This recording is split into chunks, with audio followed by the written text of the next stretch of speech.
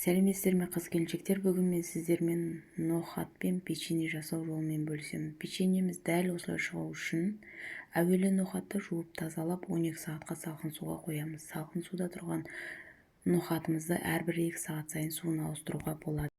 Судан алған ноқатымызды арнайы ыдысымызда өлшеп аламыз. 255 грамм шықты. Және де оған сары май, қарапайым 72% сары майдан 50 грамм. Сүт 6% майлылықтағы сүттен 80 грамм.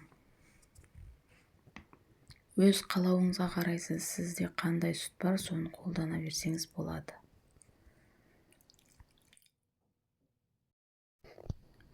Нөлді басып, тұз салып жердім.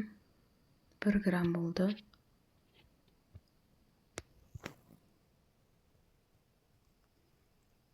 Барлық қажетті заттарымызды осы ұсақтайтын ыдысымызда өлшеп бергеніміз ыңғайлы болады. Қант салып жатырмын. 80 грамм керек. Байқасаңыздар, әрбір салған қантым 15 граммнан болып жатыр. Таразы жоқтар осылай өлшеп сала берсеңіздер. Видеоны арнайы осылай түсірдім. 80 грамм қант және кориандр. Өз қалауыңызбен қосасыз кориандрды. Енді ұсақтаймыз. Ұсақтап жатқан кезімізде кішкене айналдырып, тоқтатып, қайтып айналдырамыз.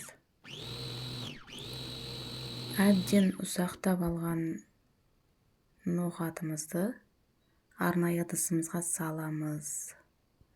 Басқа ыдысқа.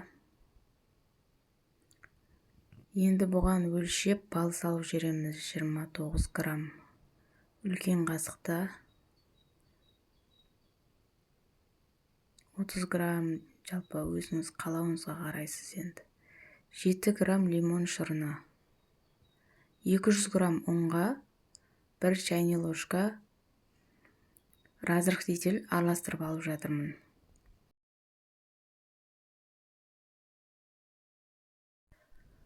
Ұнымыз бен разрыхлителімізді ситадан өткізу арқылы ноқатымыздың үстіне салып, жақсылап араластырамыз енді барлығын. Міне бізде осындай қамыр шығу керек. Енді бұған 1 дана жұмыртқаның үстіне 1 шымшым тұз салып,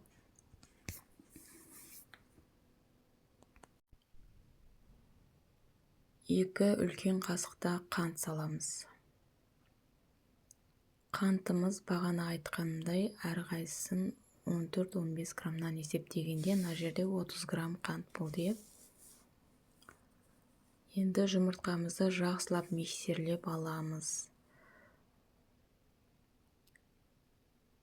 Жұмыртқа ақшыл сары болғанда дайын болады. Мына жерде сары болып тұр. Миксерлеуіңізге 1 минуттай уақыт кетеді. 1 минут 30 секундтай ма. Міне, дайын болды. Дәл осындай болған кезде дайын.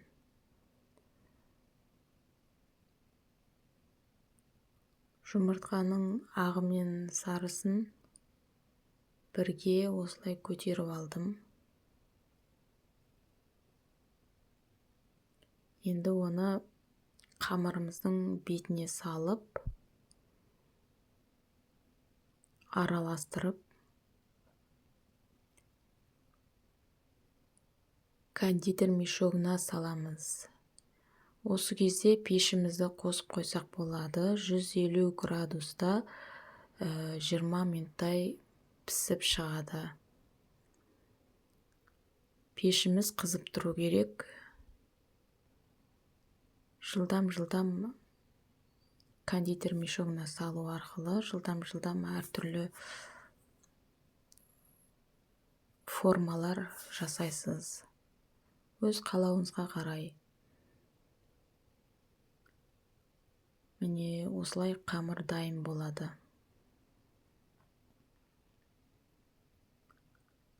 Мешокқа салу қамырды өте оңай. Мына жерде қамырым өте сұйық емес, өте қою емес.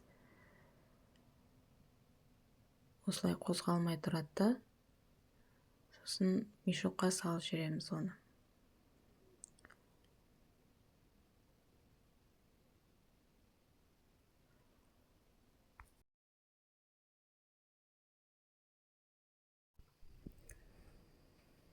Міне қамырымызды осылай әртүрлі пішіндер жасаймыз. Елкаға ұқсатып, немесе сопақша, домалақ, өз қалауларыңызға қарай жасай бересіздер.